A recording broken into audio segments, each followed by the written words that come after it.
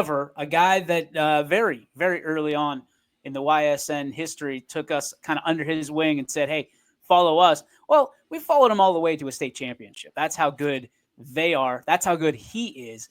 Ladies and gentlemen, this time, one of the best to do it and the leader of one of the most successful programs in the last decade in baseball in this area. Ladies and gentlemen, from South Range, Jim Hanek. Hi, Coach. How you guys doing? We're wonderful. All right, so right off the rip, when are you guys allowed to start playing games? There's a little bit 28th. of a Friday the 28th. Okay, so it is a week after. Okay. Okay, so I guess from your standpoint, you guys have had some of the most success over the last decade here in hardball. What do you attribute that to? I know it's hard to pinpoint one or two things, but what you've been able to do with your program, what you guys have done in the off season, I think has made all the difference of what you've done in season. What do you attribute your success to? It's the hard work of the kids. It's first and foremost. Their willingness to get better, to improve. I think we have a great athletic culture here at this school. We have a lot of successful sports programs, and most of my players, right, come from football. A lot come from football, a lot come from basketball, and basketball's had some successful seasons, a very successful season this year. And I think that success breeds success, and I think even though it's a different sport, you learn how to compete, and I think that spills over into the other sports, and then filters into the spring season with baseball. Coach, we all know it's easy to have a successful season, maybe a successful couple seasons. Hard to build a successful program. As we said at the top, you're one of the most successful programs over the last decade in the whole entire area. What kind of things go into continuing success and being able to bring up kids the next year and fill in spots and fill in shoes and keep having successful teams year after year? I've been fortunate enough to have some great players that have come up through. That obviously helps, and I've got a great group of assistants. They do a great job.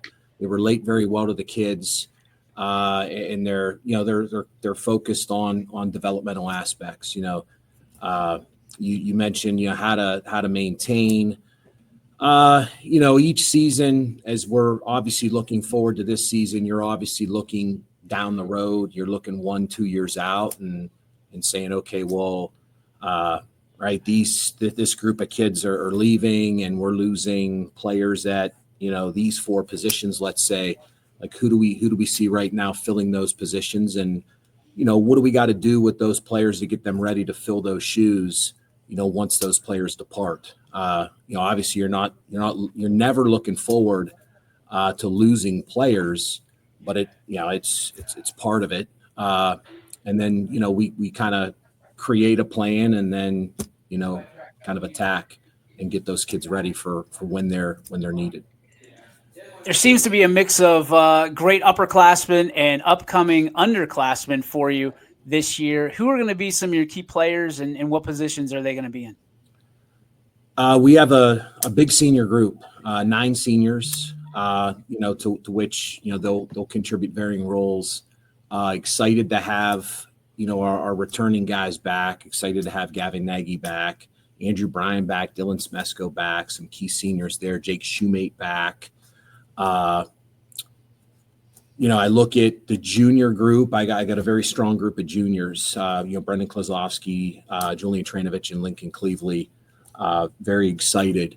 In addition to that senior group, Sean Updegraff, who we scrimmaged last night. He threw last night. I thought he did a terrific job for us on the mound. So really looking for him to contribute there as well. And you mentioned some underclassmen. Gavin Hiscox has looked really good so far for us. I know he had a pretty good basketball season, and he's a good athlete. And then Nico Papuga is a freshman who caught for us last night a little bit, and did an admirable job back there behind the plate.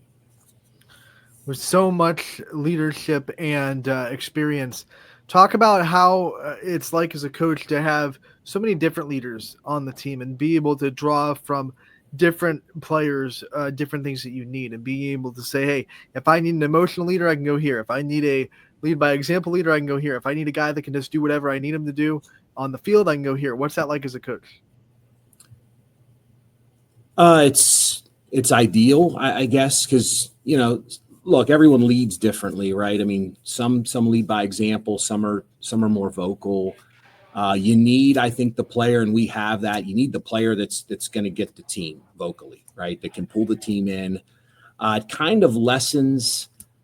I don't want to say lessens the burden on the coaches, but you get to the point where, when you hear it from the coach, you keep hearing it. Sometimes it just means more coming from another player. As coaches, we do what we can. But at some point, perhaps with a certain kid or a certain group, you can only do too much, and that's when you gotta lean on your seniors, right, or upperclassmen, right? I mean, you don't necessarily have to be a senior to lead. An upperclassman that can kind of take the reins of the team. You mentioned leading in different ways, work ethic, right? I mean, you got the kid who's not very vocal, doesn't really say much, but just comes to work every day, puts the time in, and it's noticeable, right? The underclassmen see that. The other upperclassmen even see that. And again, that serves, it's leadership by example.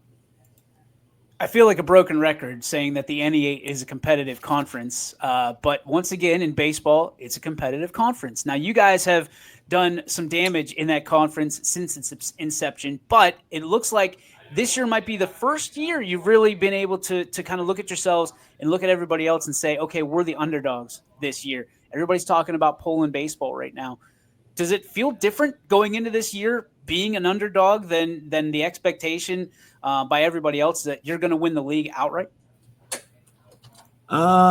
Little different. It's definitely, I think, the most competitive it's been. I mean, you have, Poland's very good, very talented group. Hubbard, they got some arms back. They were extremely talented last year. So those two come to mind. I mean, Gerard has shown improvement. I mean, they got us once last year. So I look at it as a little differently. Anyone can get beat on any given night. It's the nature of the game. We've had this conversation before, especially with the tournament. They play series. In the college tournament, they play at least an elimination, a loser's bracket type situation, right? And they play series in the MLB for a reason. One bad bounce here or there, one break is oftentimes the difference between a win and a loss, especially when you pit two really good teams against each other. We're looking forward to the challenge this year. I mean, you talk about teams. I mean, Lakeview a couple of years ago had a great team, and they were very competitive last year. So, I think our conference is one of the more competitive conferences in the area. Coach, when you talk about venturing outside the NE8 and getting yourselves ready for the tournament that you're talking about, I know South Range never shies away from competition. Who are some teams that pop up outside of the conference that you're really excited to challenge yourselves against? Well, we open with Fitch, a big school, and we open with them on the 28th. Marlington is a good school. We will play the defending state champion West Branch. We scrimmaged them actually last night. We'll play them again during the regular season. So those are some difficult contests to start the season. Cardinal Mooney, Ursuline High School. Our out of conference schedule it's not easy, but at the same time, we want to challenge ourselves, and in my opinion, that's the only way you get better throughout the season. This year, Myrtle Beach is a little bit late. It's over the 20th of April-ish. Yeah. Mm-hmm. Do you see that as a blessing or a curse? Because, that kind of, to me, limits the amount of rain dates that you guys can have later on in the season, but it also gives you an opportunity that's guaranteed baseball later if it's raining up here. It's not ideal. I guess the ocean will be warmer. That's one positive. But it's ideally, look, if in an ideal world, the first week of the season we'd go down. Yeah. Spring break would fall. that very first week. But you look outside right now, I mean, we may hit the cold, ugly weather at that time. I mean, you just never know. I want to say last year we were fortunate in terms of great weather down there, and I know it was ugly, back up here. And that's, you feel like somehow, some way you're getting a little bit ahead, of some other teams perhaps when you go early, because sometimes you come back from spring break and you've got 7 games under your belt, and because you played a couple here before you left, and there's other teams you're playing that are at, game 4. So, it makes you feel like, wow, trip was worth it. Not to say there's many aspects of the trip that make it a worthwhile trip, the camaraderie, the bonding that goes on, of course, and you're playing some good baseball down there, and the ocean, right? The food, right? The food. The food. Yes. Rios. Oh, Rios. Coach, when we were talking about this very trip with Jeff DeRose, who's going down there with you guys on the softball side, he talked about how it's going to be more of a tournament prep than maybe a benchmarking for the team like it is when it's early in the season. From your perspective, what's it going to be like to have it late in the season, come back and have a couple of weeks before that tournament draw? So it's going to be more of a tournament prep for you. What are you looking forward to about that aspect of it? Well, if you look at our schedule, our schedule is really backloaded right now, just because I want to say week 2, it's either 2 or 3 is our bye. It's our bye in league, and we have a couple games that week, but it's, when you're on bye week in your league, because we have an odd number of teams, it's hard to schedule just on certain days because other schools have league dates, right? And they have maybe a mandatory league makeup date that they have to keep available. So with that said, I want to say we go to Myrtle. We're looking to play 5 games at both levels down there. And then we come back, and I want to say the following week we're 5, and then 5, so I think maybe 15 games in 3 weeks, something of that sort. And it's in that sense, it is kind of a ramp up into the tournament. You've had a large window of practice, right? You've had a large window of practice, time indoors, time outside on the field, and as late as it is in the season, you have certain things probably established heading to Myrtle Beach, whereas in years past, it's week 2 and you're still trying to figure out, okay, we've got these 3 players that we're looking at to fill maybe these 2 spots, and we're trying to see who best fits. We're probably a little bit more established at this time. So I would agree with Coach DeRose that it is more of a tournament prep. The nice thing for us going late, I guess, on the baseball side is our pitchers are in better shape. They're better conditioned at this point. They've been able to build up stamina in the bullpen. So you're not asking a kid to potentially do too much in regards to their there's an announcement going on. I apologize. No, that's tough, right? We were just talking about a producer being in your ear. Yeah, I'm trying to. Yeah. So. Is that Steve? That's Steve. Yeah. Atta baby, Steve Rowan. Way to interrupt YSN Live. We appreciate you, buddy. So just getting back is real quick, I guess, to wrap up. The arms are in shape. So when you're trying to play, you can't just throw every day like you can in softball. So you're trying to get 5 games in. You have the pitching to do so. My last question. A lot of people know you from your varsity, like this job, right? Not necessarily even your day job as a teacher. They know you from being varsity baseball coach, but I know there's a little bit of youth basketball coach in you. For you, what's the difference in coaching varsity baseball versus youth basketball?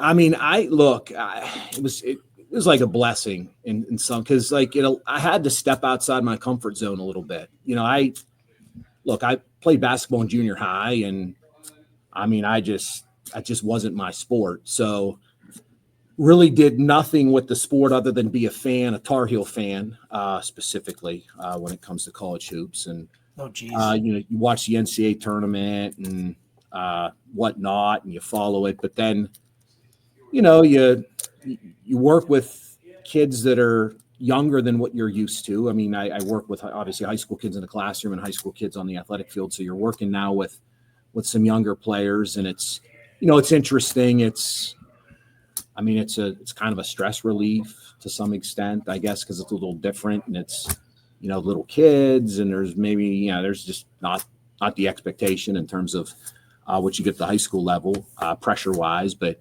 although, you get it, I actually got teed up. So I've never been restricted to the bench in a baseball game. I say that, but I got Chet Cooper at the scrimmage tonight, I think. So who knows? Might as well not even go. I like Chetty. But I got teed up at a 6. What did you do? I just look the other coach who I love, Coach Naples, was of course chirping a little bit. And, he said, "Hey, one more word." And of course, there was still something I had to say. And all I said was he was wrapped all over his arm. And then he hit me with a tee. So I had to turn to Coach Naples and I'm like, "I'm sorry." Because now we're both seated on the bench. Nobody could stand the rest of the game. So you needed to throw the chair just to just earn that. Come on, man. Funny, I want to say, here's what's crazy. You wonder who's listening, right? Because I want to say in my Twitter feed the next day, the chair game feed came up. The chair game popped up when Knight wung it across the court. I'm thinking, there's only one. There is only one Jim Hanek. Well, Coach, please don't get tossed out of tonight's scrimmage. We would appreciate it. Naturally. Give our blessings and our gratefulness to Dr. Cooper tonight. That might get you a little bit of a leeway for whatever you got to say. But we certainly appreciate not just you coming on today, but you've always been there for us, and we can't thank you enough since day one. We're always going to be behind you, and certainly we wish you the best this season, man. Anything that we can do to help, we're there for you. All right, thank you, guys. Appreciate it. You got it. Take care. Ladies and gentlemen, Jim Hanek. There he goes. Man, teed up. Teed up, man. Unbelievable. Things I didn't know. I didn't know about that. Now I wish I would have had more questions about being teed up. But, I mean, here's the difference, and there are a shortage of coaches at every single sport, every single level, and you've got guys like Jim Hanek that are saying, "Okay, I'm in. I'll put my hand in the pile." Doesn't have the experience necessarily that he would want to have, but you heard it's a stress relief for him. There's a lot of pressure at the varsity level now. Yeah, and being a teacher, I'm sure in a high school is not always a sunshine and roses kind of job. There's probably a lot of days where you're like, I just want to throttle this kid a little bit, so I got to go and you have a stress reliever a little bit. Hey, I was in his class. I know the stuff he has to deal with. My class probably did not give him a lot of good days either.